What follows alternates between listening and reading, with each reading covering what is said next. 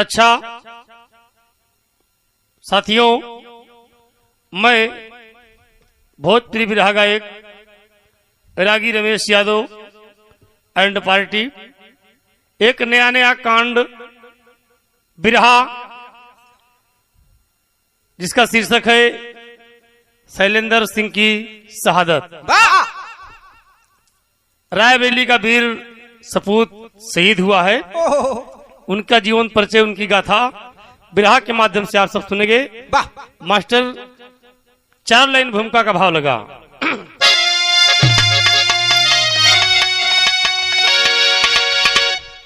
तो कर रहा है नमन ये धराए गगन, जो वतन के पुजारी वतन पर डटे हैं।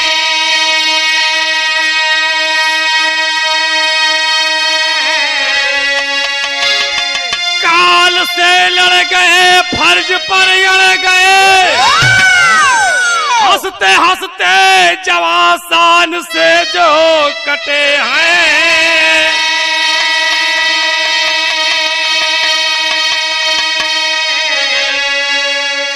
गौरव गाथा है इतिहास गाता सदा,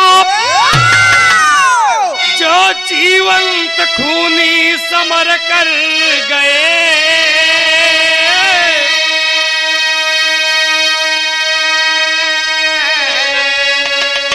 गुरु शरण या परण देश का होता फौजी, जो मर कर भी खुद को अमर कर गए।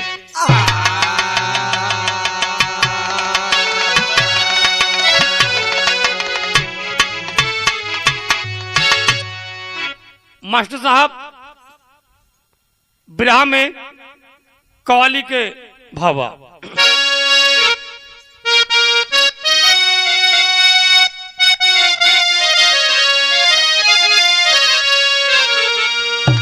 कोई नायिका अपने खूबसूरती पर घमंड करके नायक से कहती है, क्या कहती है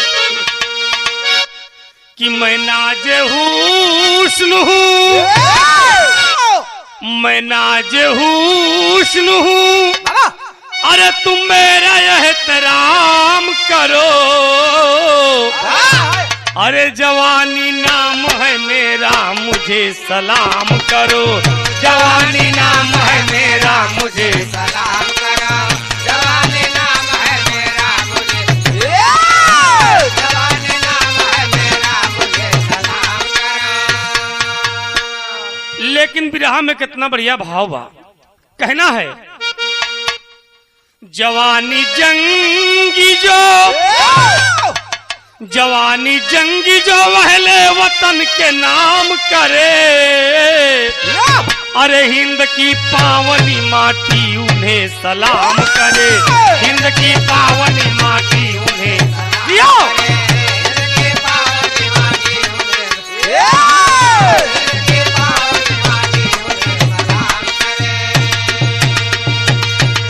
यही से कहानी की शुरुआत है। मास्टर नजम में कहना है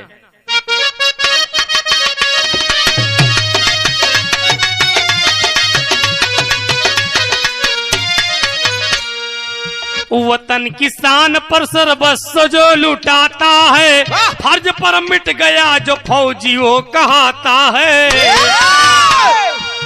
छोड़कर सेज जो चले गए मतवाले हैं, किए हैं जिंदगी जो वतन के हवाले हैं। फौजियों के भी घर परिवार यार होता है, धड़कते दिल में बेसुमार प्यार होता है। विदा लेकर के हंसते हुए घर से जाता है, वही तिरंगे में लिपट के वीर आता है।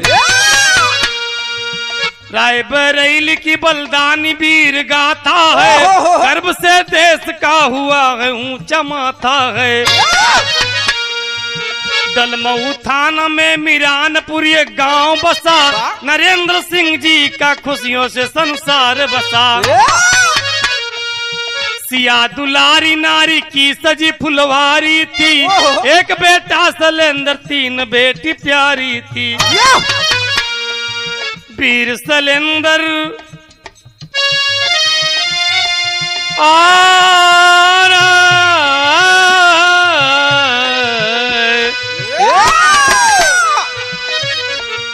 वीर शैलेंद्र मन में योजना बनाए हैं, देश की सेवा करना सपन मन सजाए हैं। बाबूजी कहानी को समझ लें। रायबरेली जिले के अंतर्गत डलमऊ थाना के निकट एक गांव है, जिस गांव का नाम है मिरानपुर। उसी गांव में बाबू नरेंद्र सिंह जी का परिवार बड़े हंसी खुशी से रह रहा है और नरेंद्र सिंह की पत्नी का नाम सिया दुलारी। सिया दुलारी के 3 ठे बिटिया, 3 ठे बिटिया 1 ठे बेटवा। 2 बेटियों की शादी हो गई है। शैलेंद्र बेटे का नाम शैलेंद्र बताया गया बाबूजी। शैलेंद्र जब छोटी सी उम्र में है, 5-6 साल का है बाबूजी, उसके मन में ये अभिलाषा है कि मैं पढ़ूंगा लिखूंगा और पढ़ लिख कर देश की रक्षा करूंगा। और उसकी शैलेंद्र सिंह की बाबूजी पढ़ाई लिखाई गांव में ही हुई। शैलेंद्र सिंह चंद्रभूषणगंज गुरुवारा से स्नातक की परीक्षा पास किया और परीक्षा पास करके बाबूजी सीआरपीएफ 110 बटालियन में भर्ती होता है। जब भर्ती होता है तो कहना है यहाँ पर विराम में तर्ज लगी मास्टर।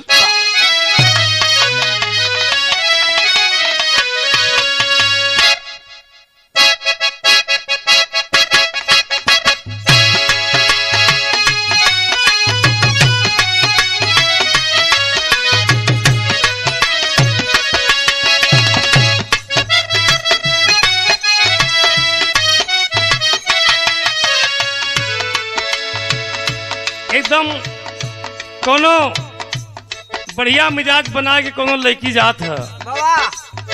एगो लड़का बोलत कि बड़ा झटका मारा चलत हो। क्या कहता है? हमारा से ढेर जानी खेला तू खेला, हमारा से ढेर जानी खेला तू खेला, हमारा से ढेर जानी खेला तू खेला, हमारा से ढेर जानी खेला तू खेला, छुएदाए जान हो छुआई कुछ लेला, छुएदाए जान हो छुआई कुछ लेला, छुएदाए जान हो छुआई कुछ लेला। ए भैया, शैलेंद्र सिंह जब फौज में भर्ती होता है तो कवि ये लिखते हैं,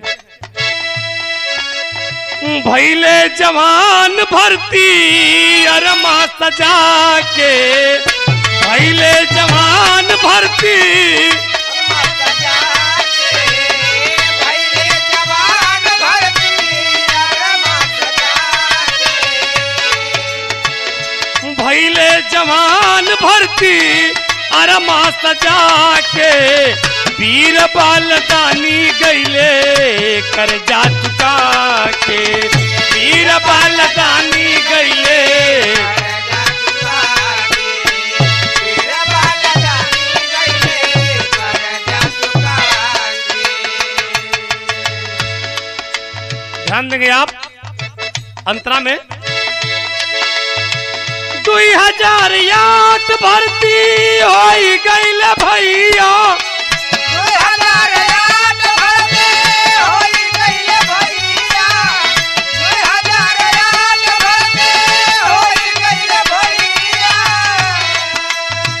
कुछ दिन बाद चांदनी बनली दुल्हिया, कुछ दिन बाद चांदनी बनली दुल्हिया, कुछ दिन बाद चंदनी बनली दुल्हिया।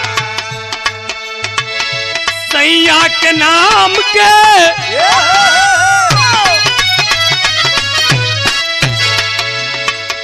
सैया के नाम के ऊ मेहंदी लगा के, सैया के नाम के ओ मेहंदी लगा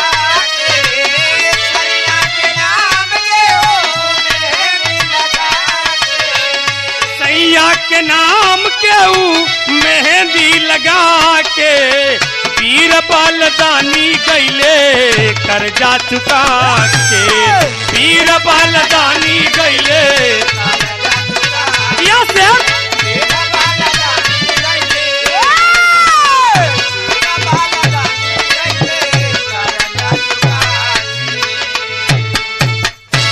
2008 में शैलेंद्र सिंह सीआरपीएफ में भर्ती होता है बाबूजी। धीरे धीरे वक्त बीता, कुछ दिन के बाद में उसकी शादी होती है। दुल्हन का नाम बताया गया चांदनी। चांदनी तमाम सपने संजो करके बाबूजी आज ससुराल में आती है, रहने लगी ससुराल में। अपने दुल्हन के साथ कुछ दिन बिताया, उसके बाद फिर ड्यूटी पर जाता है बाबूजी। धीरे धीरे वक्त बीता और चांदनी बड़ी खुशी के वातावरण में रह रही है। उसे नाज है कि मेरा पिया मेरा सिंदूर देश की रक्षा कर रहा है। वक्त बीता, क्या कहना है मास्टर?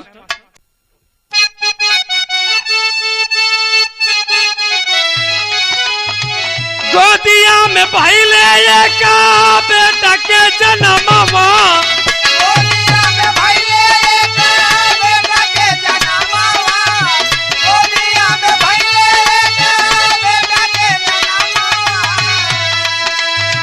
मनवा के साजल पूरा इल सपनवा, मनवा के साजल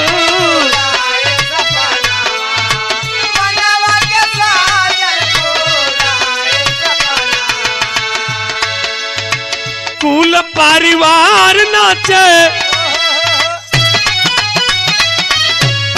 कुल परिवार नाचे खुशियां मना के, कुल परिवार नाचे लाल खुशियां मना के, कुल परिवार नाचे खुशियां मना के।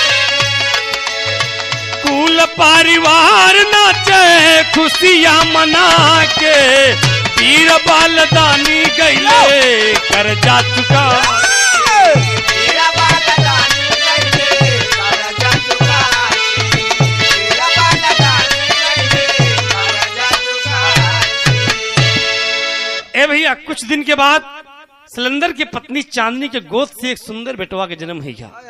आज पूरे घर में एकदम खुशी का माहौल है, सब लोग बड़े खुश हैं। धीरे धीरे अब वक्त बीत रहा है बाबूजी। एक दिन की बात है, शैलेंद्र सिंह 110 बटालियन सीआरपीएफ श्रीनगर के सोपोर में तैनात हैं और दुल्हन अपने पिया शैलेंद्र सिंह को फोन लगा दिया, फौजी सैया को फोन लगाया और बात करती है। बिरहा में कितना लगी मास्टर साहब?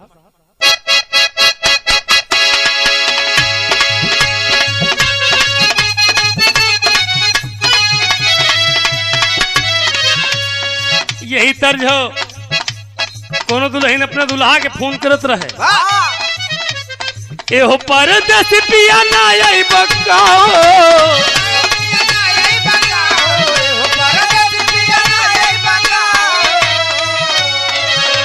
ये सहू करे जा छछ ना जाई बकाओ।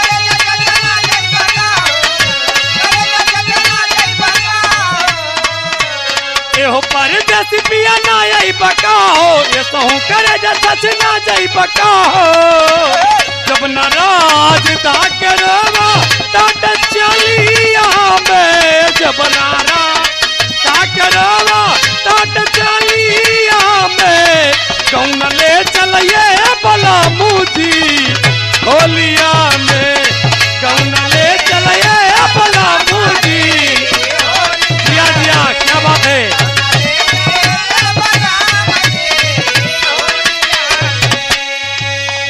यही तर्ज है, लेकिन गीत में कवि गुलशन यादव जी की कलम कितना बढ़िया भाव लिखत है। चांदनी अपने पति फौजी सैया को फोन लगाया है, प्यार से मीठी मीठी बातें कर रही है और क्या कहती है? चांदनी कहा है पिया कब यही बघोरे,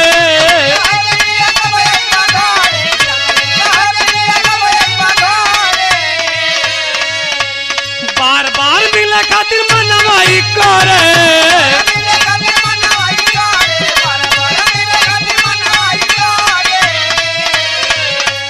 चांदनी कहा पिया कब आई बघोरे,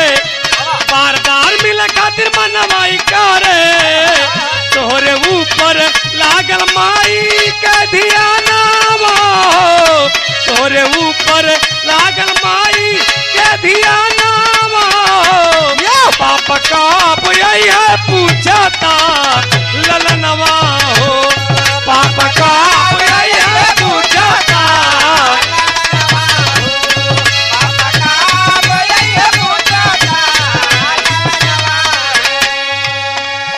बात कर रही है कि पिया ए सैया जी घर के वही बा माई तुहार बहुत याद करत हन और जो तुहार छोड़ के लड़का है 4-5 साल के कुशाग्र एकदम मम्मी मम्मी पापा का वही मम्मी बेटवा बड़ा याद करत है। सिलेंडर क्या कहता है का है सिलेंडर या का अक्टूबर में आई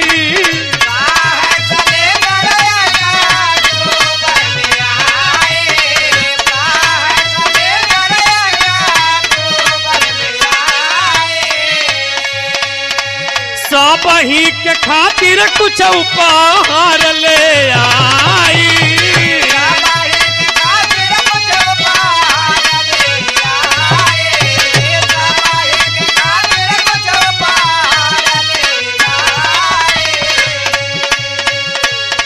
करब ज्योति के शादी गवाना करब ज्योति के शादी या गवाना पाप काप यही है पूछता ललनवा हो पाप काप यही है पूछता क्या बहादुर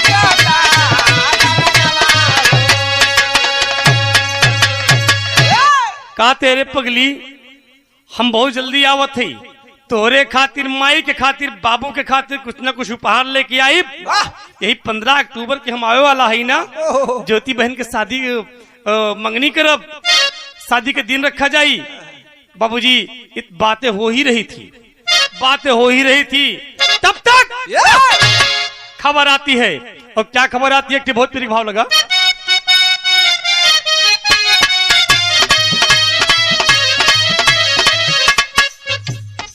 कहना है हाँ ना कहूँ के डर से बबुनी ना कहूँ के डर से बबुनी ना कौनो मजबूरी में बबुनी हम कह देतानी प्यार करब बबुनी हम कह देतानी प्यार अरे जिया बहादुर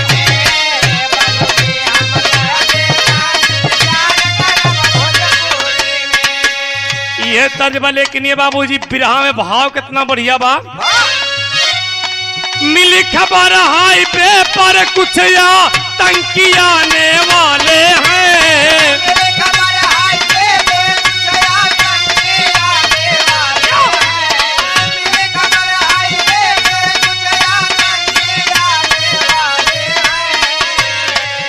अरे मिली खबर हाईवे पर कुछ या टंकी आने वाले हैं बांध के सर के ऊपर चले वीर मतवाले हैं कफन बांध सर के ऊपर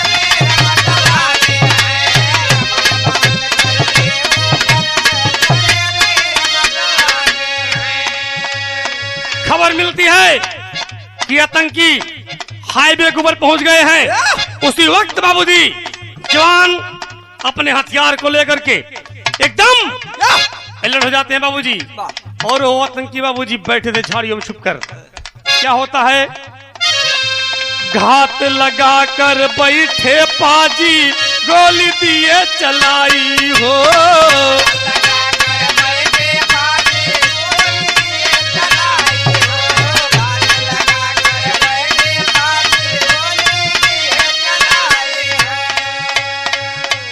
पीरवा घायल हो गईले आफत गईली आई हो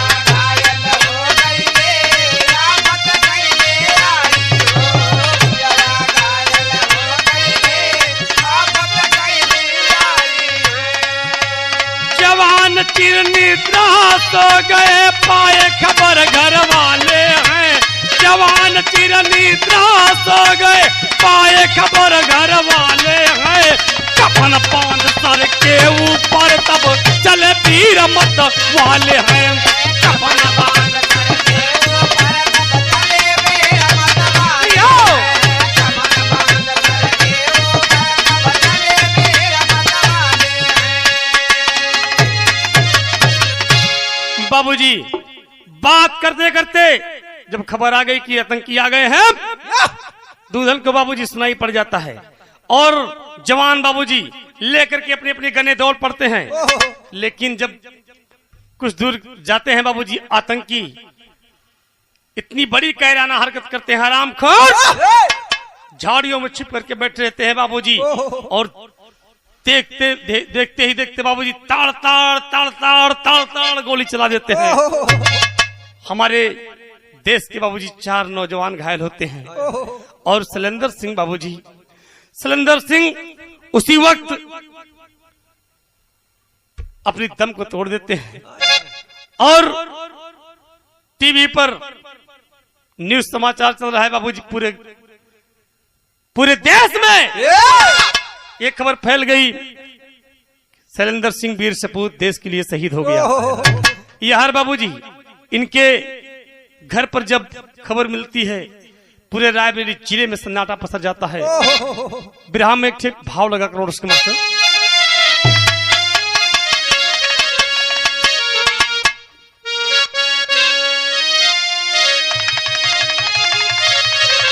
कि पूरे गौवा में, पूरे गौवा में अरे चारों ओरी मातम गईले छाए। पूरे गौवा में मातम गईले छाए। पूरे गौवा में चारों मातम गईले छाए। पूरे गौवा में बाबू नरेंद्र सिंह दिल पर टूटल गम के पहाड़। अरे माई सिया दुलारी रोके ये बाबू गिरा लिखा के पछाड़। पूरे गौवा में, पूरे गौवा में 3 बहिनिया रोवैया दिल खाए। पूरे गौवा में 3 बहिनिया भैया। पूरे गौवा में 3 बहिनिया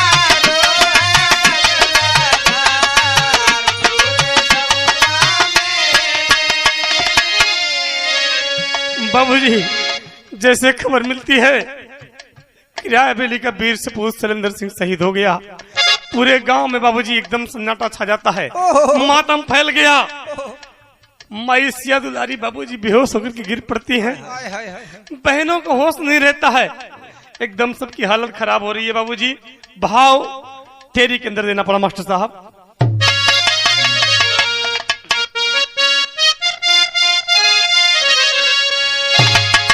अरे वतन के प्रहरी शान से गए, अरे वतन के प्रहरी शान, वतन के प्रहरी शान से गए। अरे तो हंसकर अहले वतन पर हुए वीर कुर्बान, यार कुर्बान, यार कुर्बान।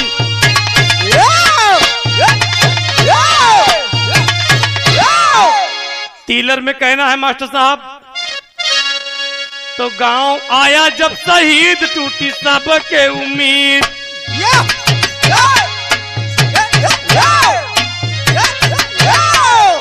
गांव आया जब शहीद टूटी सबके उम्मीद। जिद पूरी किए हाले वतन पर मारे। माई कहाँ भी लखाए फूल अंबर से बरसे, देखे खातिर नैना तरसे।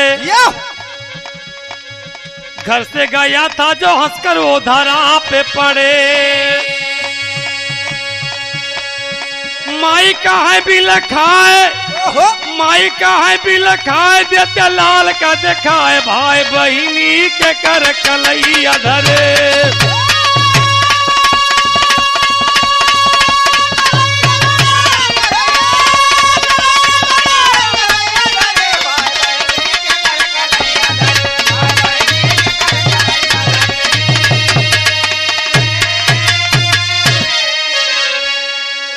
बाबूजी घटना 5 अक्टूबर, यही 5 अक्टूबर को बाबूजी होती है शहादत, उसे मिलती है 5 अक्टूबर 2020 को। और 6 अक्टूबर को बाबूजी इनका पार्थिव शरीर इनके गांव आता है। आज जब पार्थिव शरीर आता है बाबूजी तो मां लोगों से कह रही है कि हमारे भैया के लाश के दिखाई दिया, मुंह दिखाई दिया, एकदम मातारी बाबूजी पागल सी हो गई है। और सो जब बाबूजी आया, सो से लपेट कर बाबूजी पूरा परिवार और उनकी पत्नी जो चांदनी थी बाबूजी, उनका तो हाल एकदम खराब था। सो से लपेट कर रो रही हैं। विराह में बहाव मास्टर साहब कहना है, तर्ज है कि नफरत की दुनिया को छोड़ के प्यार की दुनिया में खुश रहना मेरे यार। यही तर्ज है, लेकिन गीत में कहना है, चटक चांदनी फीकी पड़ गई चला गया उजियार नैया पड़ी मझधार। चटक चांदनी फीकी पड़ गई चला गया उजियार नैया पड़ी मझधार।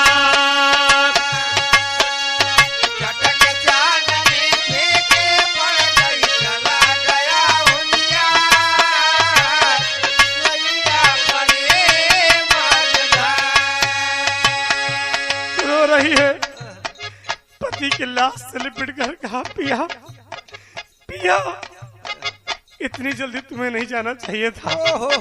पिया आपने मेरे साथ धोखा किया है। कह रही है, पिया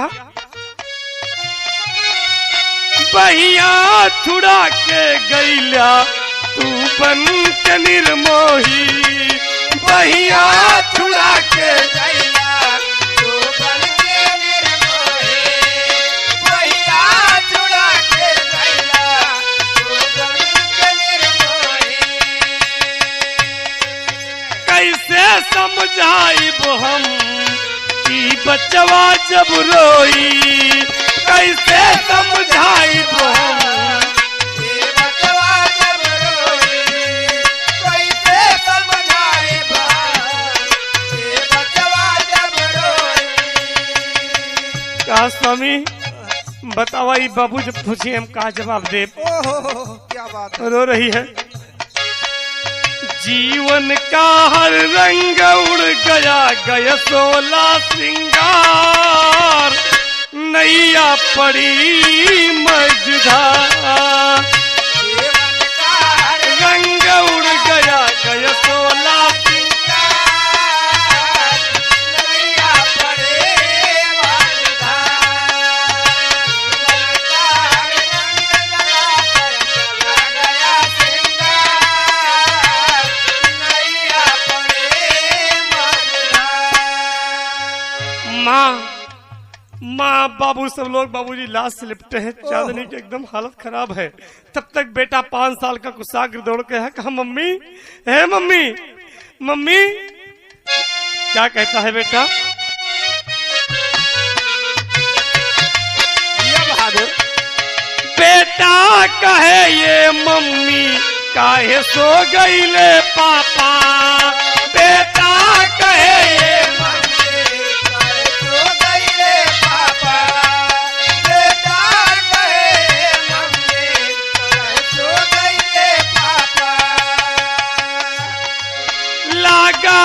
थक गईले तनी पौआ के दाबा। लगात थक गईले तानी पहुआ के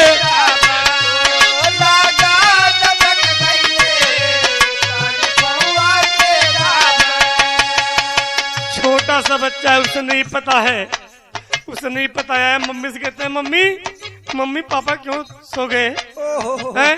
लग रहा है थके मम्मी, जगाओ ना पापा को, जगाओ ना। कहना है देख दृश्य सब हीरोवत बा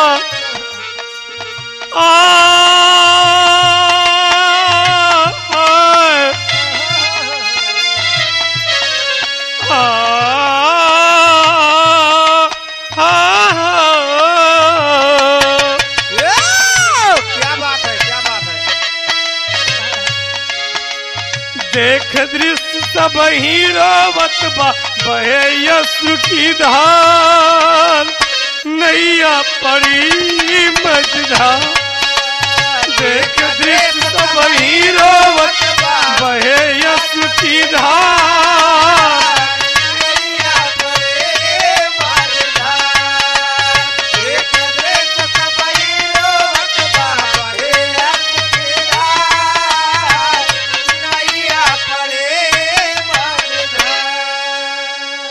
बाबूजी।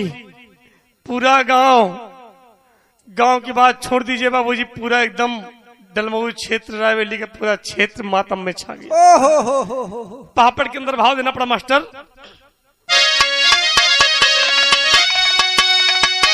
अरे चारों ओर बहे यश्रु की धारा प्यारा लाल गईल और अंबर से फिर टूटा एक सितारा प्यारा लाल गईल।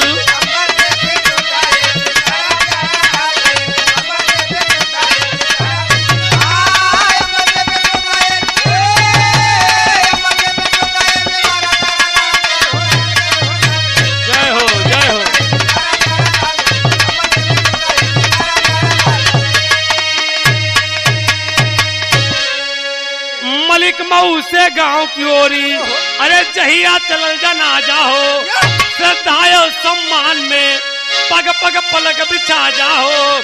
अरे गूंजे भारत माता का जयकारा प्यारा लाल गए और गया दुलारा हरी आंखों का तारा प्यारा लाल गईल।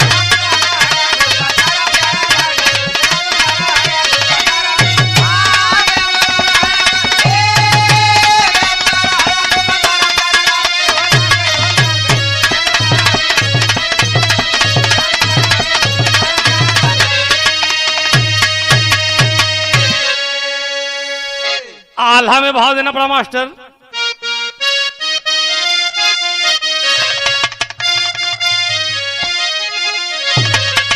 तो जन्म है सत्य तो ये मरना भी सत्य है भैया।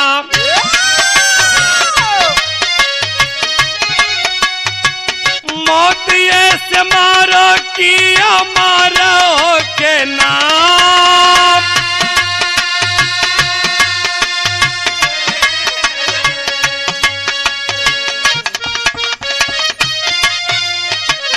धन्य वो जवानी उसे वतन के खातिर जो जवानी का मयाए बाबू।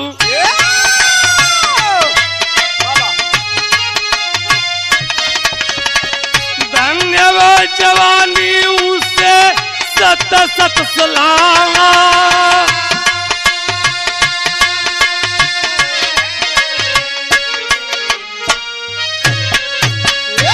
सदर में कहना पड़ा मास्टर साहब। तो माननीय योगी जी ये ऐलान करवाए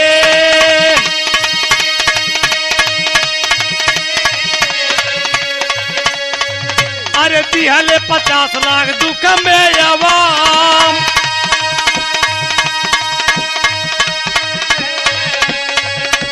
एक सड़क का नामकरण करवाए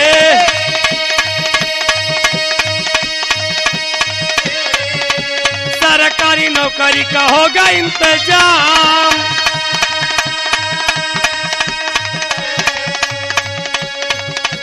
करते न मन छोटे बड़े अधिकारी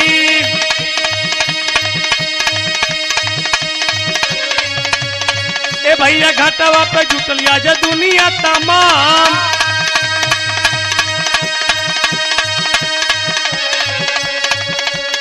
अरे जय हो भारत माता, जय हो भाग्य विधाता, तो बंदे मातरम आज गूंजलिया समान बोला।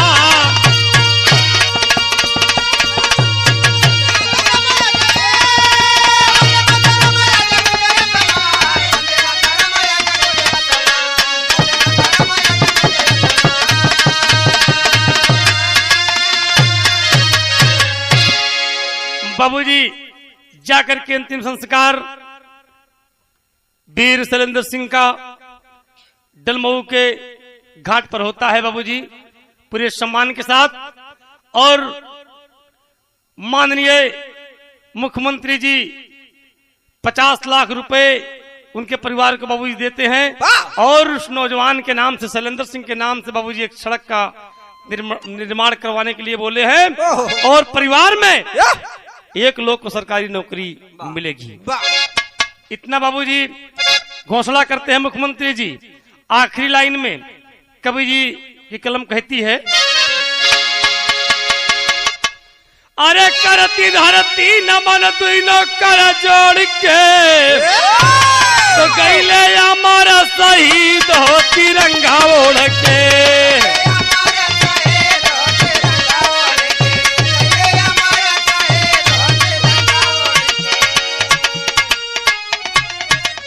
तो बेटा कुशाग्र ने दिया है अगिंदान हो, माई रोवत बा जैसे बिछुड़त बा प्राण हो।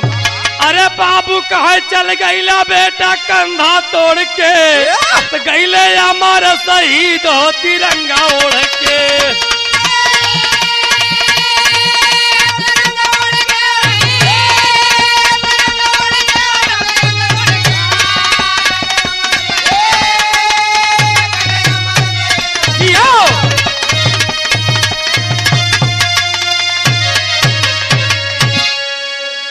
आखिरी भाव में कहना पड़ा मास्टर छाप में,